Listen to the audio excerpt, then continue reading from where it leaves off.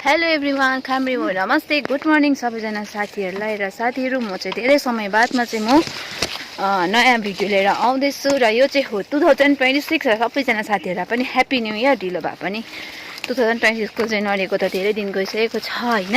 र यसपालि दिन चाहिँ हुँदै हो। मसँग चाहिँ यहाँ बहिनी पनि छ नि त। बिहान मर्निङको समय छ र हामी चाहिँ यसको आज छुट्टी हो र बारीमा यता जानुपर्छ हौ, बारीमा निस्केको नि त। र आज दिन चाहिँ म भिडियो बनाउँछु, रेगुलर अपलोड गर्छु 2026 को भने चाहिँ एकदम नयाँ जोसको साथमा चाहिँ एकदम अब भिडियो स्टार्ट गर्ने। अब चाहिँ म रेगुलर अपलोड गर्छु भन्ने सोचेको छु। अब चाहिँ मसँग हुन्छ प्राय भिडियोमा बहिनी होइन, आप्पा आमा। पहिला हुनुहुन्थेन युट्युबमा, मैले पहिला जब भिडियो बनाउँथेँ त्यो बेला म प्रायः एक्लै हुन्थेँ, किनभने मसँग हुनुहुन्थेन नि त। अब चाहिँ एकदम साथमा छ, यहाँबाट हुँदो। र म तपाईँलाई थाहा छ, म पहिलादेखिको के भन्छ एग्रिकल्चरपट्टि फिल्डमा ज्यादा प्रायः मेरो भिडियो हुन्छ। र मेरो घरको काम भनेको नै यही नै हो। हाम्रोमा चाहिँ एकदम अर्ग्यानिक सब्जीहरू चाहिँ एकदमै निकाल्नुहुन्छ आप्पाहरूले होइन। र यहाँ चाहिँ सब्जीहरू एकदम अर्ग्यानिक पाउनुहुन्छ तपाईँहरूले। र आप्पा सन्डे आइतबार हाटहरू जानुहुन्छ होइन। र तपाईँलाई म फर्स्ट देखाउँदैछु यहाँनिर। यो चाहिँ हो हाम्रो ग्रिन हाउस, जुन चाहिँ पुरानो ग्रिन हाउस। 3टा ग्रिन हाउस छ हाम्रोमा। अन्त यो ग्रिन हाउसमा तपाईँहरूको निस्किँदैछ अहिले पालक। र त्यहाँ पर चाहिँ मोल देख्नुहुँदैछ, मोल छ त्यहाँनिर। त्यो मोल अब त्यो के भन्छ धनियाँ लाउनुको लागि सायद रेडी छ यहाँनिर होइन। र आप्पाले यहाँ पानी मिलाउनु हुँदैछ। आप्पा के को लागि पानी? आप्पा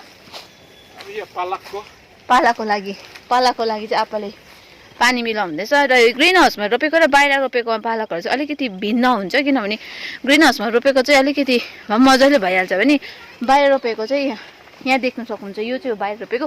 तपाईँहरू डिटेल्समा चाहिँ म पछि भन्छु होइन। रेगुलर भिडियो हेर्दै गर्नुहोस्। र अब चाहिँ म तल्लोपट्टि गएको। यो एउटा ग्रिन हाउस हो भने यो अर्को ग्रिन हाउस हो। यसमा पनि तपाईँहरूले यहाँ सागहरू देख्न सक्नुहुन्छ। हामी चाहिँ यहाँनिर टमाटर लगाएको थियौँ, एकदम अर्ग्यानिक टमाटर होइन। यो चाहिँ ग्रिन हाउसको साइडमा छ, अर्ग्यानिक टमाटर लगाएको थियौँ।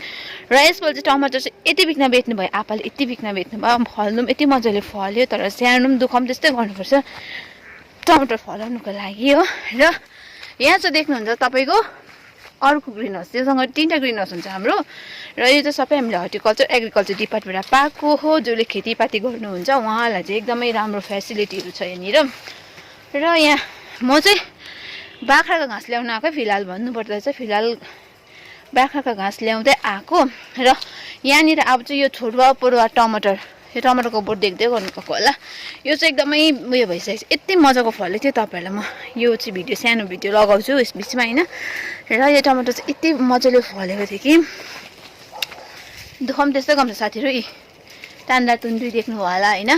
योहरू तानेर बाँधेर त्यस्तो गर्नु पर्दो रहेछ टमाटरलाई। हामीले फर्स्ट टाइम म एक्सपिरियन्स टमाटरको चाहिँ। अरू त रोपिरहेको। त के गर्न आएको अरे? Good morning. म उठेर चिया पनि खानु नपाइकन मलाई टमाटर टिप्नु ल्याएको। यो चाहिँ उठ्नुमा ढिलो भइसकेको थियो होइन। सायद आज कति 8 पनि बजिसकेको होला यो उठ्दा चाहिँ। र चिया पनि खानु नपायो भन्दैछ। आफूले एक बारी घाँस लिएर आइसक्यो साथीहरू। 2टा रोटी मात्रै खाइकन चिया एक थुरुप पनि खानु पाएन। यो हाम्रो गल्ती होइन, यसकै गल्ती हो होइन। र अब चाहिँ म चाहिँ यहाँ घाँस काट्नुपर्छ। यहाँ चाहिँ बाख्रा भएकै हुन्छ। यहाँ टमाटर देखा त कान्छी सबै टिपेर सबै टिप्नुपर्छ नि त। कस्तो यो त काँचो छ, सबै टिपेको नि त यो। र म चाहिँ यो घाँसहरू सबै काट्नुपर्छ। घरमा खानु पनि अब यहाँनिर नयाँ लाउँछ माथि टमाटरको बिउहरू रेडी हुँदैछ गाइस। बिउ रेडी हुँदैछ त। हालिहाल्नुहुन्छ होला हौ। अब ठिकै हो त सिजन। अन्त बिउ अब जनवरी भयो होइन, फेब्रुअरी अस्ति यो अक्टोबरमा रोपेको थियो। 3 महिनामा रेडी भएको थियो। र यहाँ चाहिँ दाल लगाएको थियो, यो चाहिँ सकिएन।